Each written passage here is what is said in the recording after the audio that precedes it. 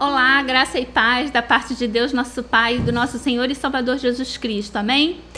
É um prazer estar aqui com vocês para mais uma live do estudo da Carta de Paulo aos Coríntios, da segunda Carta de Paulo aos Coríntios. Dessa vez, nós estamos aqui fazendo a nossa penúltima live, porque na próxima semana nós estaremos fazendo a live do capítulo 13 e encerrando, então, o nosso estudo da Carta de Paulo aos Coríntios. Essa é uma carta que dá para a gente analisar bastante o nosso comportamento na igreja, a forma como nós realmente entendemos e vemos as coisas que acontecem na igreja. Nesse final do capítulo 12, quando nós estaremos estudando aqui a partir do versículo 11 até o versículo 21, nós vamos estar vendo Paulo mais uma vez ali falando, nós podemos perceber o desgaste do apóstolo Paulo, principalmente emocionalmente, falando ali com aqueles irmãos, explicando para ele as situações. E o próprio apóstolo Paulo, como é bem comum na sua literatura, ele levanta as questões que aquelas pessoas podem fazer ao ler o conteúdo da carta e aí ele já responde. Mas vamos então fazer a leitura antes de ficar dando muito comentário, para a gente poder acompanhar realmente ali, versículo a versículo, o que Paulo está nos falando aqui nesse restante do capítulo 12. Vamos orar nesse momento, agradecendo a Deus a oportunidade. Senhor, muito obrigado por esse momento em que temos a oportunidade de estudar a Tua Palavra. Abra as nossas mentes e os nossos corações para que possamos ser cheios, Senhor, do pleno entendimento da Tua Palavra. Ó Deus, nós queremos te pedir que o Senhor mude o nosso comportamento, as nossas ações, Senhor, frente à liderança de nossas igrejas, mediante aquilo que estamos aprendendo, por meio daquilo que o seu apóstolo passou.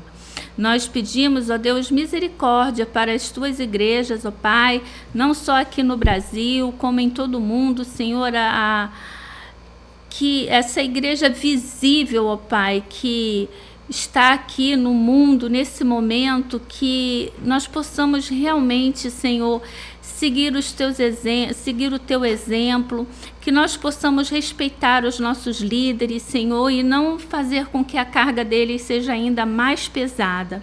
É o que nós te pedimos e desde já te agradecemos em nome de Jesus. Amém.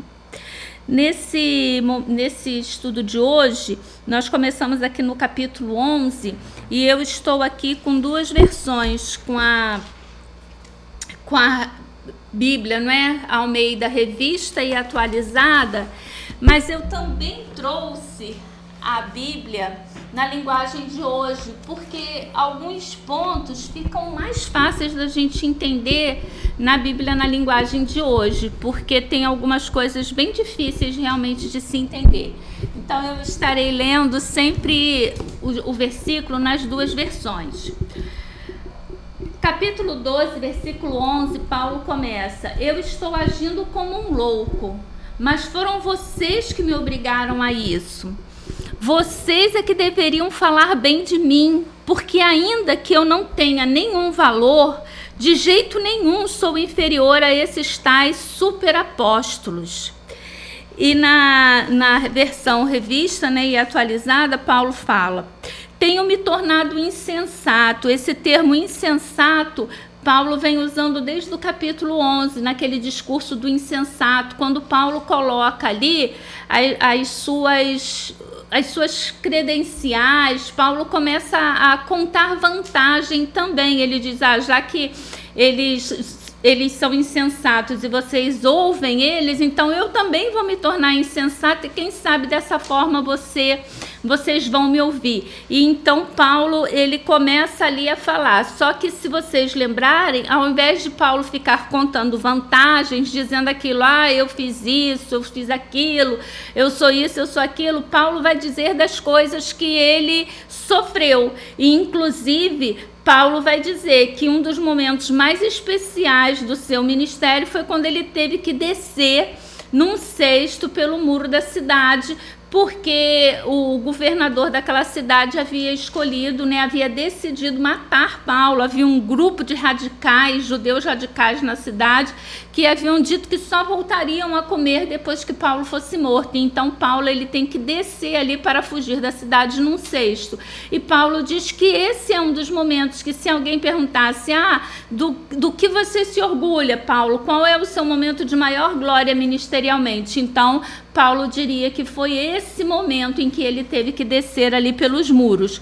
E agora Paulo ele vai dizer, olha, eu tenho sido insensato, eu tenho contado as coisas, eu contei quantos açoites eu recebi, eu tive que falar sobre as coisas que me aconteceram, mas isso tudo eu estou fazendo por quê? Qual é a razão de eu estar sendo insensato? Ou, como diz a versão na linguagem de hoje, por que eu estou agindo como um louco? E ele vai dizer, vocês é que estão me obrigando a agir dessa forma.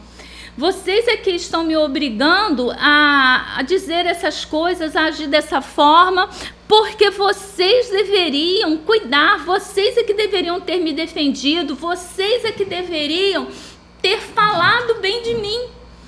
Porque, irmãos, a gente vê ali, Paulo, ele foi o responsável pelo nascimento daquela igreja. E agora, então, como é que pode aquelas mesmas pessoas que ouviram o evangelho por meio do apóstolo Paulo, agora simplesmente duvidar que o apóstolo, ele é de fato um apóstolo enviado por Deus? Porque algumas pessoas chegaram lá na igreja, algumas pessoas bem vestidas, algumas pessoas com um trato verbal melhor do que o de Paulo, com uma locução boa, de boa locução. Então, por conta da aparência, do estereótipo, aí eles renegam Paulo, dizem que Paulo aceitam que esses falsos apóstolos digam que Paulo é um falso apóstolo. Quer dizer, esses homens, eles invertem a situação, eles é que são falsos apóstolos, porque sem nem mesmo conhecer esses homens, nós dizemos que eles são falsos apóstolos, porque eles não haviam participado ali, não eram um dos 12, eles não tinham participado do ministério de Jesus, porque eles... Havia ali, irmãos, algumas coisas que eram necessárias para que se fosse apóstolo. Por isso, inclusive, que hoje em dia a gente diz, as igrejas que têm apostolado, isso não é bíblico. Porque como que pode uma pessoa nos dias de hoje se dizer apóstolo se ela não participou do ministério de Jesus? Se ela não viveu ali com Jesus? Paulo, ele não participou do ministério de Jesus, mas Paulo esteve com Jesus após a ressurreição de Jesus, o que era também um ponto, porque ali Jesus ele aparece para Paulo e ele vai dizer, Paulo, por que você me persegue?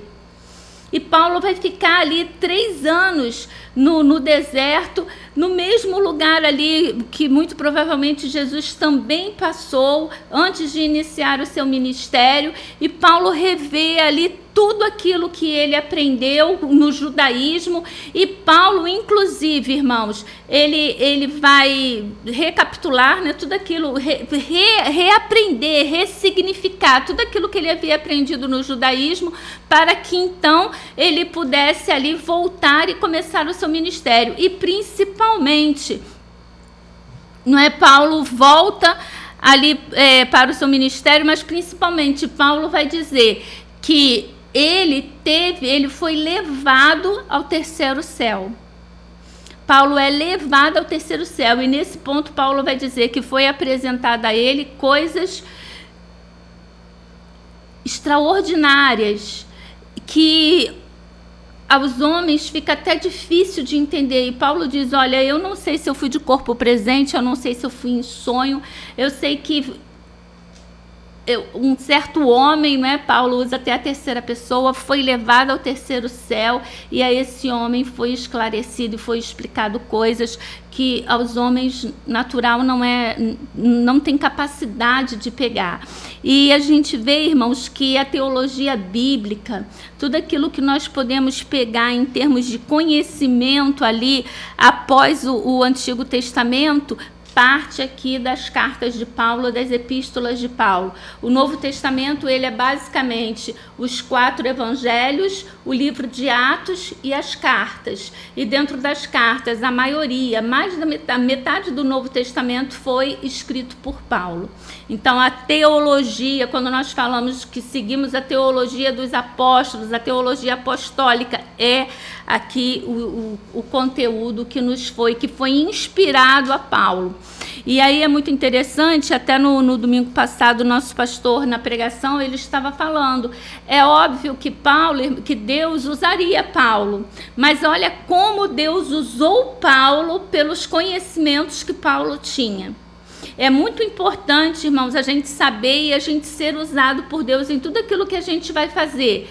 Mas como é importante também a gente já ter um conteúdo, porque aí Deus vai entrar ali e acrescentar naquele conteúdo aquilo que ele realmente quer falar à sua igreja.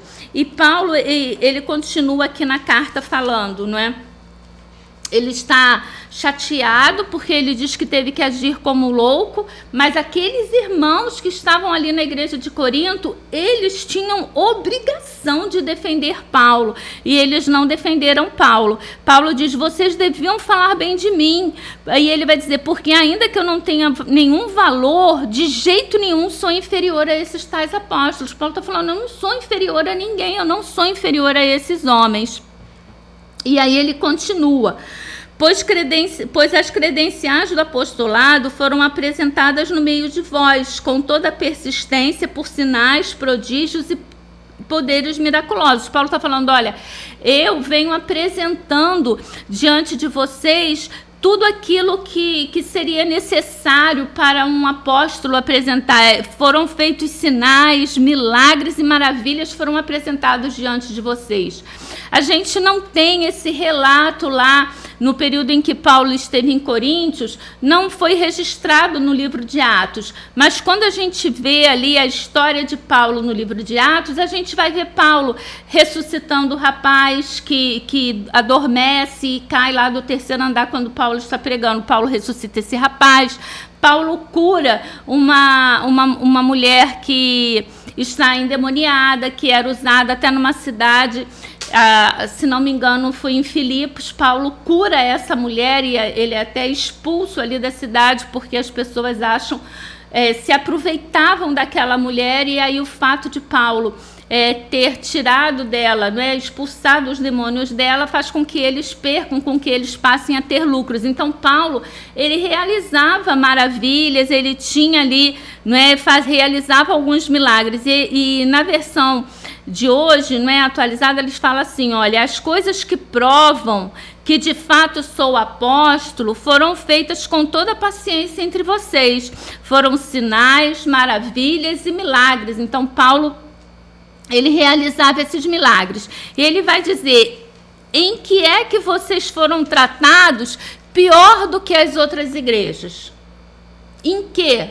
Por que vocês estão chateados? Qual foi o problema aí em que vocês ficaram tão ofendidos? Ele diz, a única diferença é que não os aborreci pedindo ajuda. Por favor, perdoe-me essa ofensa. Paulo, aqui a gente vê uma abordagem bem diferente dele nesses últimos capítulos, desde ali do capítulo 10, do Paulo que começou essa segunda carta.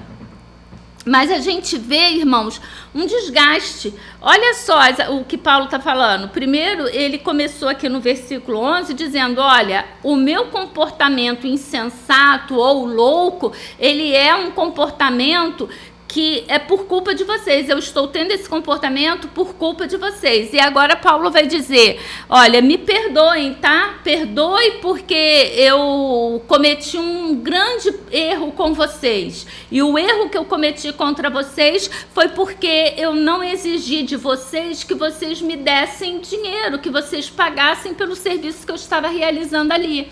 E aí é muito importante a gente relembrar que numa das lives lá atrás, a gente até falou sobre isso,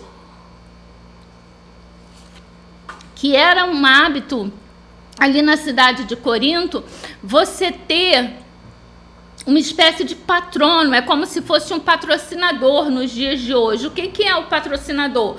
O patrocinador, ele vai pagar para que uma pessoa represente ele. Aquela pessoa vai fazer propaganda do produto dele. Então, essa pessoa, ela vai estar ligada àquela marca que ela está fazendo propaganda, e a marca vai estar ligada ao comportamento daquela pessoa. E naquela época ali em Corinto, havia o hábito de algumas pessoas ricas e com poder aquisitivo bom, sustentar, dela manter, dela patrocinar uma pessoa que tinha necessidades financeiras. Só que essa pessoa, ao ser patrocinada, ela ficava ligada à pessoa que ela patrocinou. E ela tinha que respeitar ali aquilo que aquela pessoa pregava e falava. Então, Paulo, quando ele chegou em Corinto, Paulo não quis ser sustentado por eles. Paulo não quis receber nenhum tipo de ajuda. Por quê? Porque Paulo não queria ficar devendo obrigação a ninguém. Ele não queria ele não queria ser obrigado a defender coisas que não eram do seu ministério.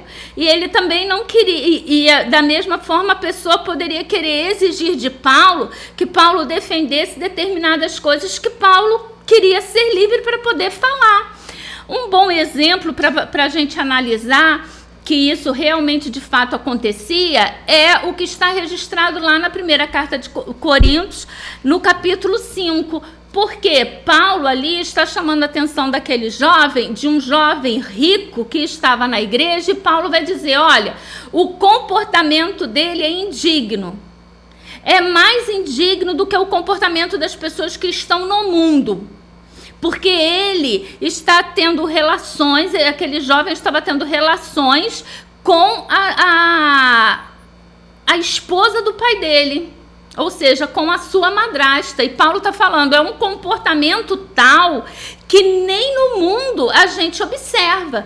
E as pessoas ali na igreja de Corinto estavam fazendo o quê? Aplaudindo o comportamento daquele rapaz e ainda estavam se achando assim, nós somos o máximo, porque a gente consegue conviver na paz e na harmonia mesmo diante de uma situação dessa. E Paulo escreve a carta com toda a liberdade, dizendo, olha, entreguem ele para Satanás.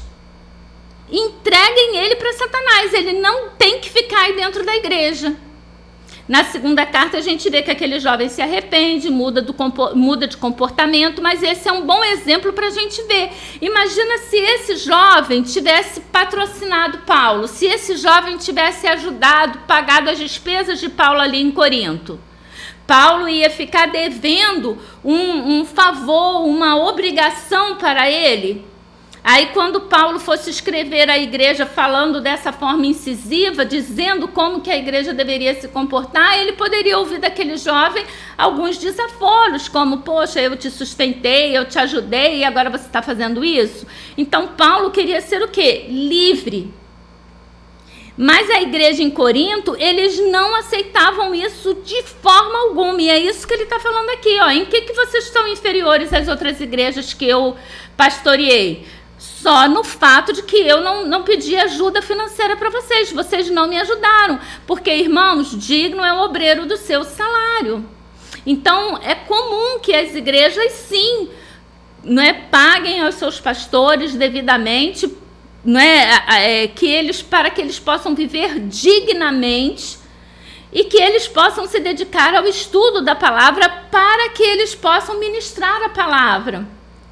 Então, isso é normal, e Paulo, ele não é contra isso. A questão é que havia toda uma situação ali em Corinto e Paulo não queria ficar preso a ela. E aqui a gente vê que ele sabiamente tinha tomado essa decisão, porque se ele tivesse enveredado por esse caminho, ele agora poderia estar ouvindo alguns desaforos. E a gente vê, irmãos, que por mais sábio que Paulo tenha sido e antecipado situações, a gente vê que, não, assim, ainda assim, aquelas pessoas arrumavam questões, arrumavam dificuldades para, né, minimizar, para desprestigiar o apóstolo Paulo. O versículo 14, a partir do versículo 14, a gente já entra numa outra parte, porque Paulo agora ele vai começar a preparar os coríntios para a sua terceira ida até a cidade. E Paulo começa aqui no versículo 14 dizendo assim: eis que pela terceira vez estou pronto a ir ter convosco, e não vos serei pesado, pois não vou atrás dos vossos bens, mas procuro a vós outros. Não devem os filhos entesourar para os pais, mas os pais para os filhos. Na versão atualizada, ele vai falar assim: esta é a terceira vez que estou pronto para ir visitá-los, e não vou exigir nada de vocês, não quero dinheiro de vocês, e sim vocês mesmos, pois são os pais que devem juntar dinheiro para os filhos e não os filhos para os pais.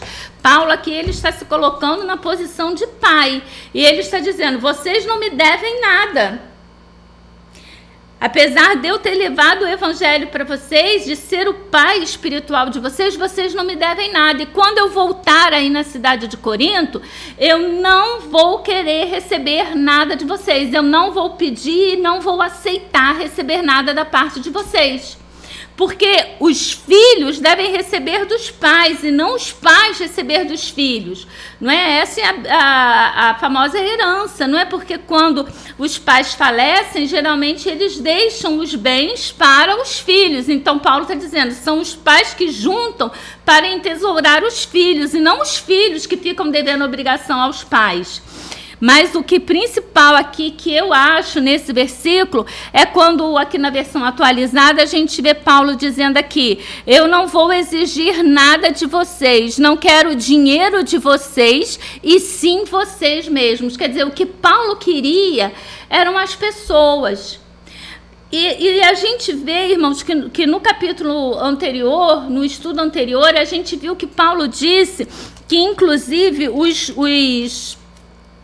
os coríntios, eles estavam se sujeitando àqueles falsos profetas, aqueles falsos apóstolos, até mesmo assim, estavam sustentando aqueles homens, estavam até sofrendo bofetadas, né, que Paulo fala aqui, vocês estão levando bofetadas, estão sustentando esses falsos homens, vocês estão se submetendo a tudo o que esses homens falam, não é? E Paulo, no entanto, ia para lá, trabalhava, não queria receber nada da parte deles e eles rejeitavam Paulo.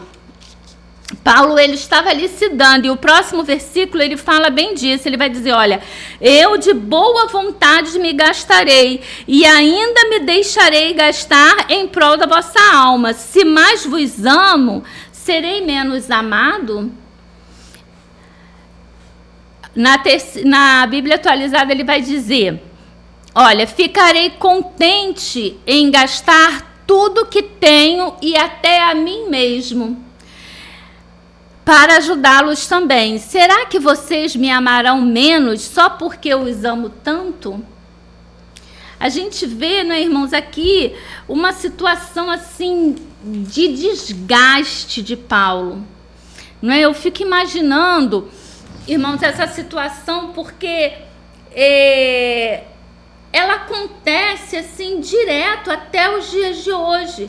A gente vê o líder que se dedica. Eu venho de uma família de pastores, meus dois avós eram pastores, meu pai era pastor, tenho tios pastores, sou pastora, convivo agora sobre a liderança do pastor Wellington, e no dia a dia a gente vê o desgaste que um pastor sofre, porque ele está ali, ele tem planos, ele quer realizar coisas, ele tem assim, sabe, vários planejamentos, várias coisas, e de repente, irmãos, para tudo, bloqueia tudo, porque alguém vem com uma ideia esdrúxula, ou porque não gostou da forma do que o pastor falou, ou me olhou atravessado, não me elogiou, sabe, a pessoa fica ali tendo que conviver, sabe? Eu digo sempre assim que é como se a gente estivesse nadando num mar de gelatina, com uma densidade muito forte, de modo que, assim, sabe, as braçadas para nadar são pesadas. É assim que muitas das vezes é o ministério. E aí a gente, geralmente, quando a gente vê esse tipo de situação, a gente culpa o pastor. Mas aqui a gente está falando de ninguém mais, ninguém menos do que o apóstolo Paulo, o grande apóstolo. E está aí a igreja. Está aí a igreja, né? Eu estou agindo como um louco porque vocês tinham que ter me defendido e eu agora estou tendo que escrever uma carta para vocês, e ao invés de eu estar, né, mandando teologia para vocês, ao invés de eu estar explicando coisas do reino para vocês, eu estou tendo que ficar aqui me defendendo. E vocês se acham muito espirituais, porque a primeira carta aos Coríntios a gente vê o comportamento daqueles irmãos. Eles se achavam por demais espirituais, porque eles falavam línguas, porque eles realizavam milagres. Então eles se achavam assim, o ocuncum ali, né, os mais. E no entanto Paulo fala ali para eles: eu queria poder dar para vocês uma comida mais substancial, e no entanto eu tenho que dar papinha, porque vocês não estão prontos para receber um alimento mais pesado. E eles se achavam espirituais, até mais espirituais do que o próprio apóstolo Paulo. Isso também foi um assunto que o pastor esteve comentando aqui no domingo, dessa questão do Espírito Santo. As pessoas, é o batismo com o Espírito Santo, é o dom de línguas, é isso, é aquilo. E aqui, essa igreja era uma igreja, irmãos, que vivia dessas coisas. A gente vê lá Paulo na primeira carta explicando a questão do dom de línguas. A igreja brigava na hora da ceia, a igreja era partidária, a igreja aceitava que pessoas, né, que cometiam pecados sexuais, porque ali na cidade de Corinto, não só na igreja, né, tinha o problema desse rapaz, como também havia ali todo um hábito, todo um costume, não é, dessa idolatria focada nessa parte sexual. Era muito comum as orgias sexuais nos templos pagãos daquele tempo. Então, todas essas questões estavam ali dentro da igreja e, no entanto, eles falavam línguas, eles operavam milagres e eles se achavam por demais espirituais. Então, são coisas que a gente precisa ver que o realizar essas coisas não significa necessariamente que você é de fato espiritual, e o não realizar não significa que você não é espiritual, porque Jesus diz o quê? Que naquele dia muitos virão, né, ele vai mandar as pessoas, né, afastem-se de mim, e as pessoas dirão: mas Senhor, em teu nome nós expulsamos demônios, em teu nome nós curamos, em teu nome nós fizemos isso. Ele vai dizer: afastem-se de mim, vocês nunca foram de fato cristãos. Judas estava entre os 12. E quando a Bíblia fala que Jesus manda os discípulos, né, para realizarem milagres e irem pelas diversas cidades e aldeias, eles voltam contando tudo aquilo que eles haviam realizado. Judas também expulsou demônios, Judas também realizou milagres, porque os apóstolos voltam dizendo que realizaram. E, no entanto, ele não era convertido, irmãos. E ele continua aqui: pois seja assim, eu não vos fui pesado, porém, sendo astuto, vos prendi com dolo. Isso aqui Paulo está dizendo, irmãos, do que aqueles falsos apóstolos estavam dizendo. Eles diziam o seguinte, eles falavam assim: Paulo, você... eles falavam assim para os irmãos lá da igreja de Corinto: olha, o apóstolo Paulo chegou aqui com aquele papo de que eu não quero receber de vocês, Mas ele está armando, porque na verdade não tem coleta nenhuma para o povo lá da Judéia. Esse dinheiro aí, ele vai botar no bolso dele. E Paulo está perguntando aqui, aí ele vai continuar perguntando: porventura vos explorei por intermédio de algum daqueles que eu vos enviei? Eles diziam: Paulo não pede dinheiro, Paulo não quer receber dinheiro da parte de vocês, mas ele manda outros virem aqui pedir dinheiro. E Paulo está falando: quem eu mandei aí foi Tito, e que vocês mesmos escolheram para poder receber ali no preparo da coleta. Tito explorou vocês? Ele vai dizer: Tito anda no mesmo espírito que eu ando. Nós seguimos as mesmas pisadas.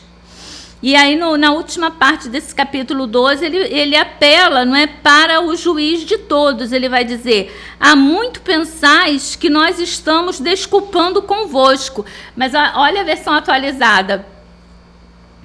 Talvez pensem que estamos querendo nos defender diante de vocês. De jeito nenhum. Falamos como Cristo nos mandaria falar na presença de Deus. E tudo o que fazemos, queridos amigos, é para ajudar vocês. Porque eles ainda ficavam achando, irmãos, que Paulo estava aqui de mimimi, de desculpa esfarrapada para o lado deles. E Paulo está falando: vocês estão achando que eu estou pedindo desculpa? Eu não estou pedindo desculpa para vocês.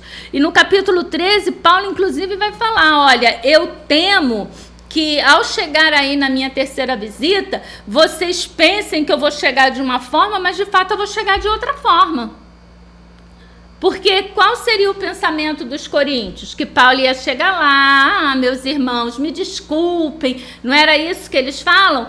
Pelas cartas você é muito feroz, mas quando você está aqui pessoalmente, você é fraco. E Paulo está falando: olha, se acham que eu vou chegar aí de cabeça baixa, pedindo desculpa, humilhado, vocês estão enganados, porque tudo que eu faço diante de Deus.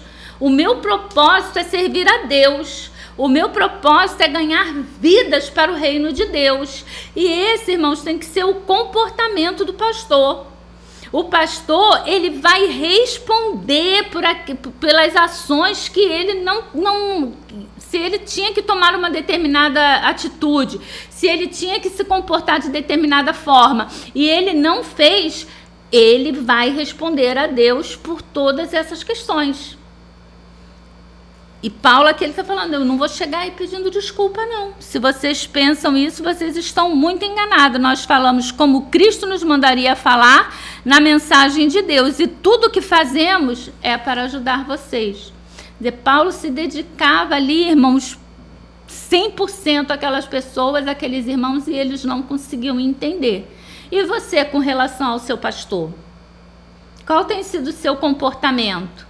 O de criticar e achar um monte de coisas erradas? Você é daqueles que fica com papel e caneta na mão, e se o pastor comete um erro de português, você está ali apto para anotar e para falar? Né? Como é o seu comportamento diante do seu pastor? Nas reuniões, você é do tipo de: irmão, deixa disso, olha o respeito, né? Vamos ter temor? Ou você é do tipo que bota fogo na fogueira? Esse texto está aqui, irmãos. Deus permitiu que o apóstolo passasse por tudo isso para que nós tivéssemos lições para tomar. Ele não passou por nada disso em vão, não. O texto está aqui para que nós possamos ler e ver como é que nós agimos. E Paulo continua: tenho medo que quando chegar aí, eu os encontro diferente. Olha o versículo aqui, eu pensei que fosse capítulo 13, mas não, já é aqui mesmo. Olha, tenho medo que quando chegar aí, eu os encontre diferentes do que gostaria que fossem, e que vocês me achem diferente do que gostariam que eu fosse. Temo também que vai encontrar brigas, ciúmes, ódio, egoísmo, insulto falatório, orgulho e desordens. Que igrejinha, né? Você deve estar pensando. E será que era só a igreja de Corinto? Nas nossas igrejas não tem isso? Né? Como que a gente ouve falar de igrejas, por exemplo, que os irmãos não ficam satisfeitos com uma eleição e entram na justiça? A igreja se divide Igreja se divide porque não concordam, irmãos, com a cor da tinta da parede. Porque acha que se botar determinada cor na frente da igreja, isso é um absurdo, entendeu? Isso é coisa, né, do demônio. As pessoas não buscam realmente ver as coisas, mas parte dos conceitos pré-concebidos que elas têm e começam a trazer isso para dentro da igreja. E aí, irmãos, se cada um de nós leva para dentro da igreja os nossos preconceitos, a nossa matriz, não é, de formação de pensamento, e a gente quer que isso seja aplicado, a gente é ponto de partida para essas questões aqui, de brigas, ciúmes, não é, de falatório. Como a gente vê isso aqui dentro da igreja, irmãos?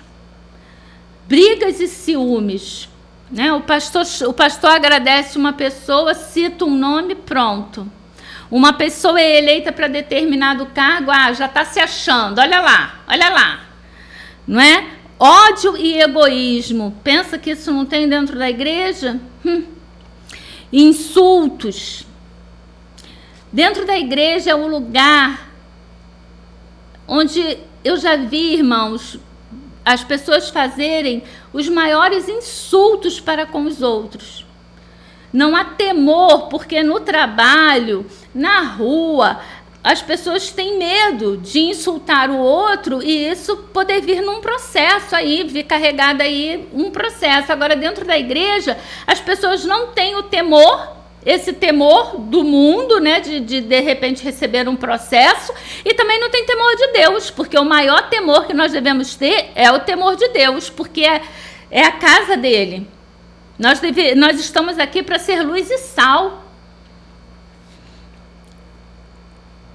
E ele fala aqui, olha, receio ainda que na minha próxima visita o meu Deus me humilhe diante de vocês e que eu tenha de chorar por causa de muitos que no passado pecaram, não se arrependeram das coisas imorais que fizeram, dos pecados sexuais e de outros vícios. Paulo está falando aqui que como pastor, né, como pai espiritual daqueles irmãos, ele teme que na sua ida aos Coríntios ele estaria lá vendo aqueles irmãos não praticando o fruto do Espírito, mas sim as obras da carne. Aquelas pessoas para as quais ele pregou, para as quais ele se sacrificou, estariam ali realmente envolvidas com toda sorte de pecados, sem arrependimento e muito provavelmente sem que um dia tenham realmente se convertido. Que Deus possa estar nos abençoando, que Ele possa estar nos orientando, abrindo as nossas mentes e que, seguindo, né, o que o apóstolo Paulo nos fala lá na primeira carta aos Coríntios, examine-se, pois, o homem a si mesmo, nós possamos estar nos examinando o nosso comportamento frente à liderança, frente à igreja. Amém.